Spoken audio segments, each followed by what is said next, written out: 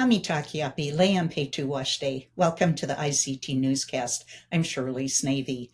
On the Red Lake Nation, an emergency landing has raised a bigger issue around tribal sovereignty in the skies.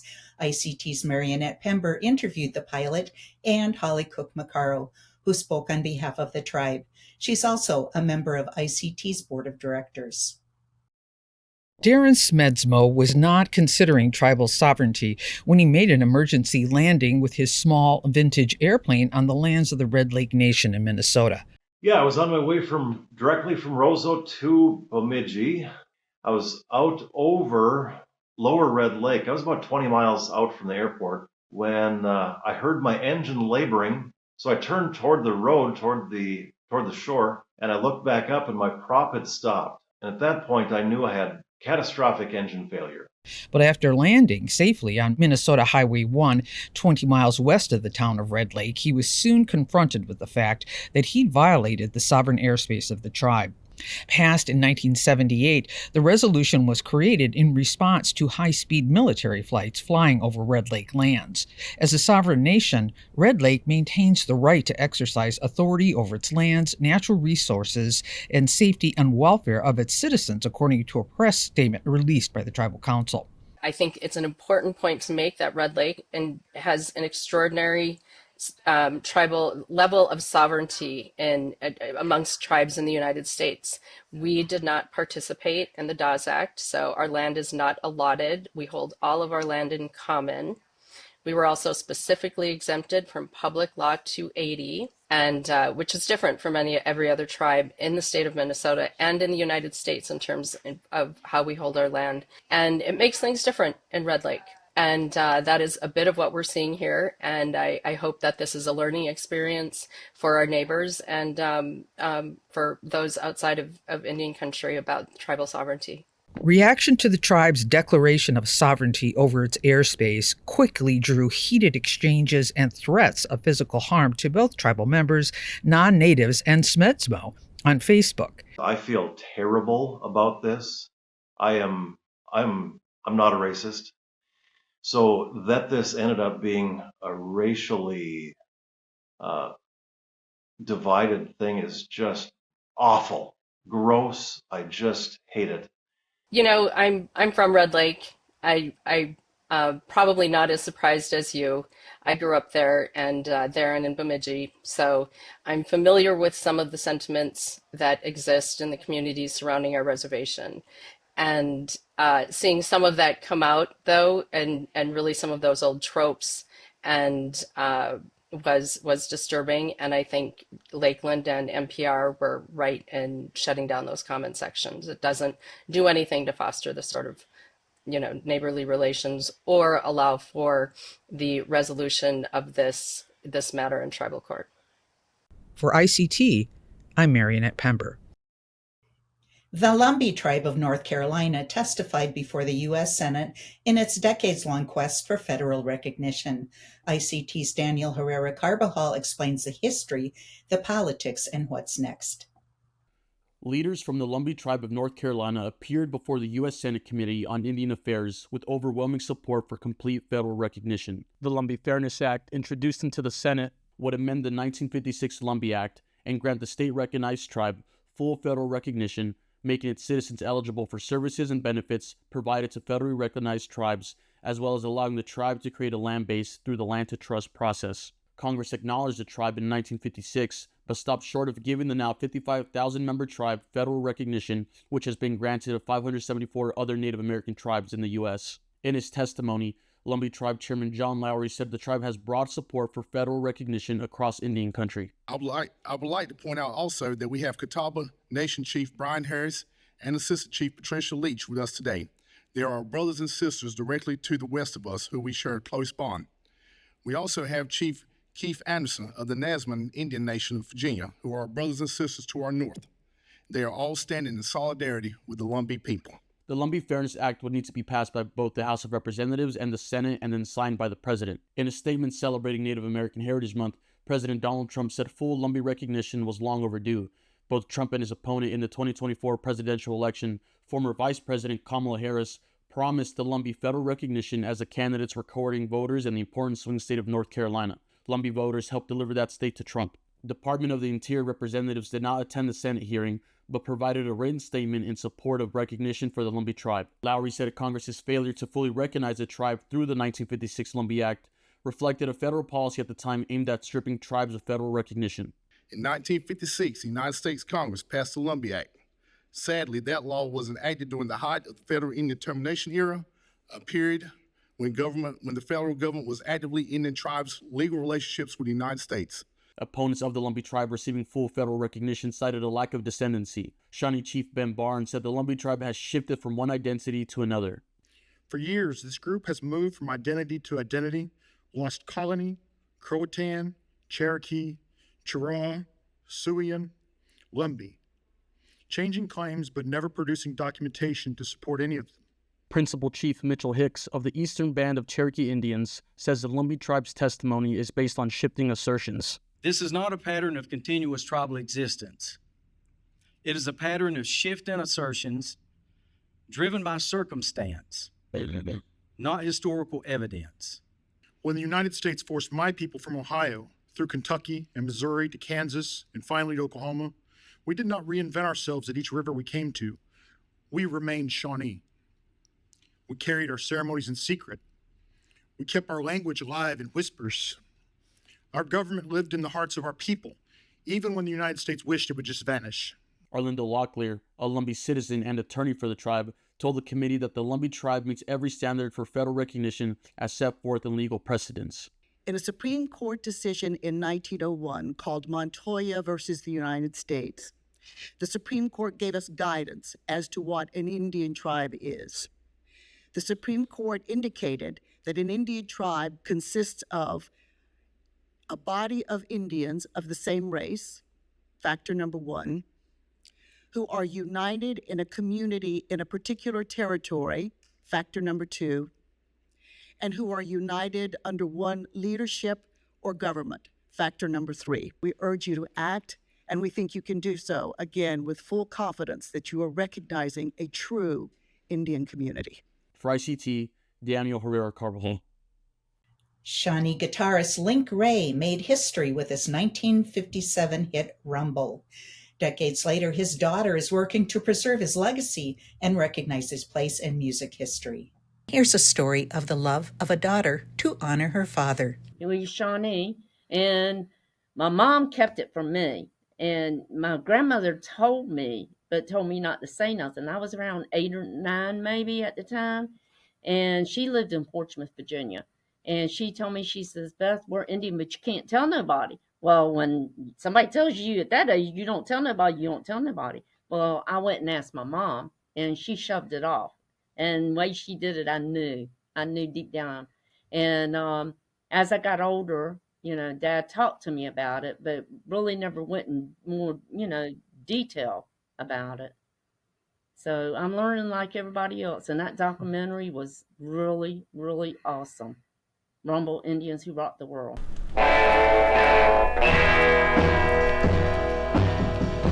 Link Wray, it's rock and roll. Rumble. Yeah, that's the one. Rumble. Hey, Rumble. Rumble had the power to help me say, "F it. I'm going to be a musician." So the recording of Rumble took place here in Fredericksburg on July 12th, 1957. Not even 5 minutes from where we're sitting right now. And so this project has become a passion project for me because I adore Miss Beth so much, and I really want to see her father get the credit that he so richly deserves. Chris Williams wants a historical marker in Fredericksburg, Virginia, to commemorate the recording of Rumble.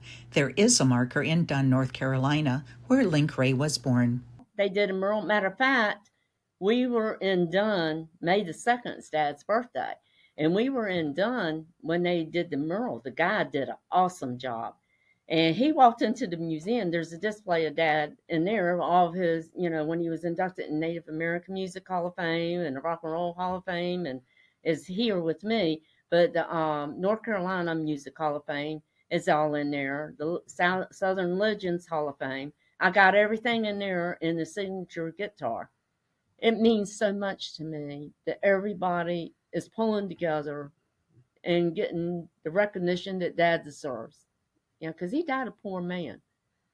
And he loved creating sound. He loved playing music and entertaining. He was a very good storyteller. And if you see any of his interviews, you know what I mean. I mean, he jokes are all the time, laughing and joking. Everybody says that got his personality, so that's a good thing. For ICT, I'm Shirley Snavy.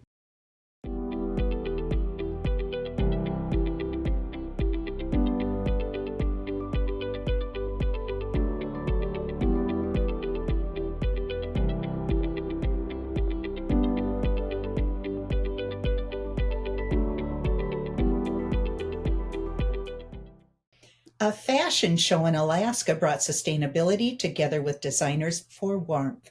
Our partners at Kiwanis Broadcasting have this profile. Here's Antonia Gonzalez.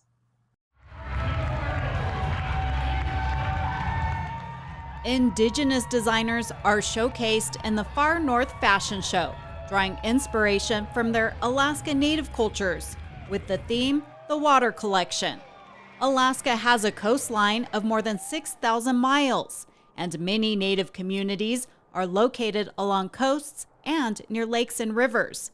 Water is all around, in the rain, waves, frost, snow, and ice. The color of the Kenai or some of our rivers like the Lil Sioux and the glaciers, I love that teal watercolor, so I totally reflect that in my designs. I also like the elements of nature, so sparkly water, the sunlight off of water, the elements of, the reflection of the sun off snow and ice.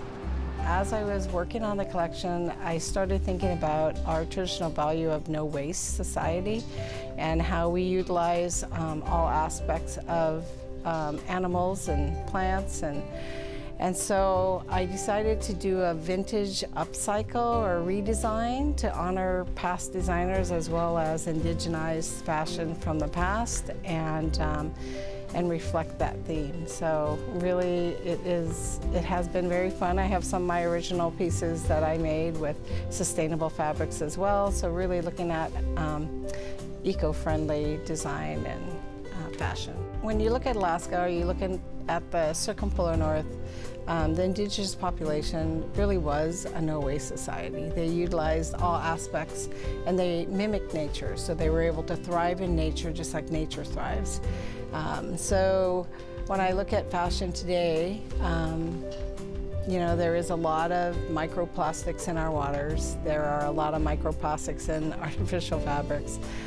So really looking at sustainable fabrics that are more friendly to nature and from nature. So, different leathers and hides and skins. I have a lot of salmon skin leather in my collection. That is really reflective of we not only eat the salmon, but we use the skin for leather. And then I also have some earrings that I made that are from salmon vertebrae to really reflect that, all parts of the species they're resilient and they provide sustenance to us, so therefore we should be resilient and think about that consciously about sustainability.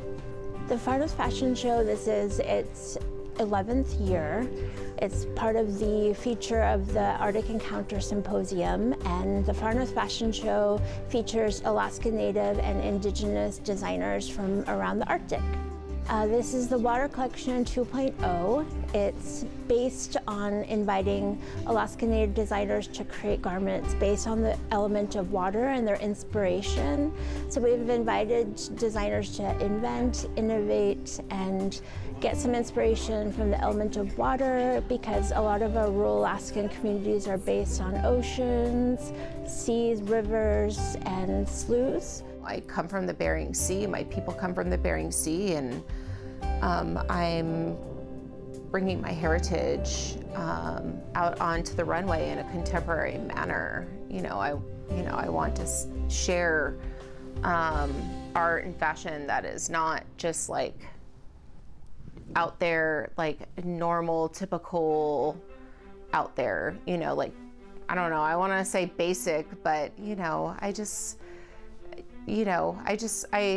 design with thought and intention, and that's what's most important to me. And that helps create and tell a story through my people or my heritage or a certain aspect of where I come from. Water is life. I mean, that's part of everything, all aspects of living and breathing and existing. Water is who we are. That's how we live and survive and live through this world is water. You know, we have to hydrate, we have to, we rely on sustenance from the ocean, from the water to keep, you know, like for food and nourishment. And I don't know, it's just a really big part of who we are and how we live and as beings. Some of the inspiration that I have is inspired from gut parkas and like traditional hunting, like what they wore during hunting. And yeah, so a lot of that design is kind of like inspired by that. Yupik people were nomads, so they traveled based on resources, so they would go fishing, go berry picking, go moose hunting, and the people who are closest to where the Arctic ground squirrels go, well, they travel miles and miles to get to where they are. And so they're delicacy, they're delicious when you fire roast them. But majority of the time they hunt as much as they could, and they keep the meat, every part of it, the organs, the fur, and then they either give them away to family members or give them away to, and that was the way they did it a long time ago. They still do it this way, but they use different methods. They're the most lightest materials that you can use all year long.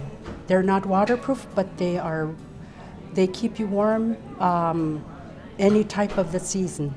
So, and they're passed down from generation to generation, and they also have stories behind them.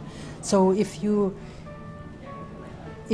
there was tassels like under here, which those don't have any, but normally, traditionally, there's tassels all over the place. And so those tassels represent warrior stories. And so the warrior, I don't know the specifics, but I can say the warrior, right? The tassels also could mean different things like arrows that went in, and there's usually red yarn. And so those are warrior stories. But for women, because they hear all the warrior stories in the village, so they can create a story through the parkas. I brought 4 seal vests and hats and bow ties for everyone. It's the first time my daughter's doing it. I kind of had to twist her arm a little bit, but she agreed to do it. I started making these flat caps out of seal because nobody else was doing them, and I was wearing this style before, and I started making vests, mostly because I want to see more seal vests, and want to see things that made out of seal that nobody's done before. I hunt them all, get them commercially tanned, sew them, and then market them. This is just a great opportunity to show more people my work. Oh, it's just fun. It's just fun to see new people and meet new faces, especially when the Yakutat's really small. So it's great to go out and explore and see new people and meet new people, see things, see all the different designers and the way they approach an idea is really neat to me. The belts are really inspiring out of fishskin and some other ones, the designs.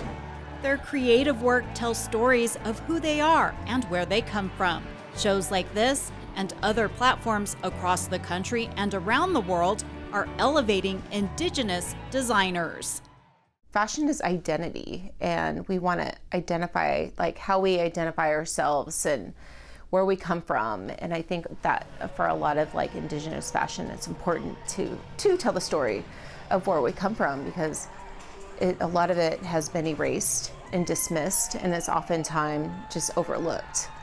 And there's a lot of amazing Indigenous fashion out there. A lot of, like, for me, fashion is individualism, like being individual, like looking a certain way or not looking like somebody else. And I think with a lot of Indigenous fashion, like we're all unique in our own way and where we come from. And that is just that's a whole lot to offer across all of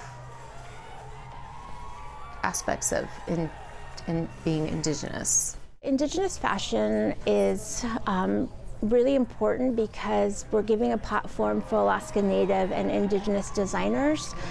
For many of them, they may see themselves as artists, but in this light, we're giving them a new language and a platform for calling themselves designers, garments, featuring them on the runway where they can gain experience, and this platform of all these international participants can come and see and celebrate Alaska Native art. Most designers or most artists, I consider us all artists, have learned from someone or some lineage how to skin sew, how to harvest, how to transform and not waste. Those are part of our value system. So I think it's really important to highlight those in a world that is such a disposable society. I think it's really important to remember that in order for us to have sustainable life on planet Earth, we need to take care of her. So nurturing that thought process is really important to me. Remembering we come from an endless line of ancestry, as well as these values that are embedded into our DNA. And we forget that sometimes because we live in a fast-paced world and we go to work from 8 to 5 and we drive a car, and there's all these things that we do in Western society that draw us away from that connection to nature. So I would love if anyone who looked at any of my pieces said, oh, I see the connection, and I see that connection, that love for nature. That would make my heart happy. There's a place in eastern Montana that brings community together. Take a look. The Wild Rose Retreat Center is on a gravel road just west of Busby, Montana, on the Northern Cheyenne Reservation. April Martin is its director. We wanted something that would be beneficial, and it would have a kitchen in it that people could use if they wanted to do cottage businesses. And so we looked at different designs and the prices. This is, like in 2000, and prices were high, but they weren't crazy high like they are now. And we ended up settling for a double wide, and we had it wired specifically for wind and solar panels. And then we added a greenhouse onto it. And so now it also works as a shelter if we have a bad storm and people lose their electricity. We have off and on, older folks on the community who are on oxygen. And so if they lose power, they don't have oxygen. And so then they can come up here. And it's been utilized that a couple times. We had a big fire a few years ago. They were trying to decide if they're going to evacuate Lame Deer. And so ladies who were familiar with the place said, what are you guys doing? And I said, well, we're just sitting up here. And they said, we're going to come up. So we had kind of a fire watch party to see what was going to happen. And it's a safe place for people. A dozen women gathered there in September to watch a 90-minute webinar, Share a Meal and Ideas, sponsored by the Rural Assembly Everywhere. Our theme this year is A Bigger Pie, Cultivating Abundance in a Time of Scarcity. For many of us personally and as communities, this is an incredibly turbulent time to exist. Access to resources, which has always been challenging, now seems ever-changing and impossible to rely on. In times like this, it is easy to sink into a scarcity mindset. There is only so much to go around, and if you get it, that means I don't. And while that is sometimes reality, I believe that living within that mindset is harmful to the underlying roots of our community work. Can we push against that mentality to find creative ways to work together and find win-win solutions that build relationships, connectedness, and trust? It's a project of the Daily Yonder and the Center for Rural Strategies. Here's Ilana Newman and Sarah Malat. This year, the Rural Assembly wanted to do something that had an in-person component that was accessible to everybody, meaning like you don't have to fly in from all corners of the rural U.S. This year there were 5 communities that had in-person events and then several more that just had watch parties. And then have some really good conversations afterwards. And we shared a meal, and it was just a way for the community to come together and learn about issues and stories that are happening in other rural places and kind of find similarities and differences and become inspired by some of the things that are happening across the country in rural communities. We're here to learn about food sovereignty, keeping food, how do we have healthier soils, healthy animals, how do we feed the people of the world, and just learn from each other. I love it. From Northern Cheyenne homelands, I'm Shirley Snavy for ICT. And that's a slice of our Indigenous world. For all the latest, visit ictnews.org. From all of us in the newsroom, stay safe, my relatives.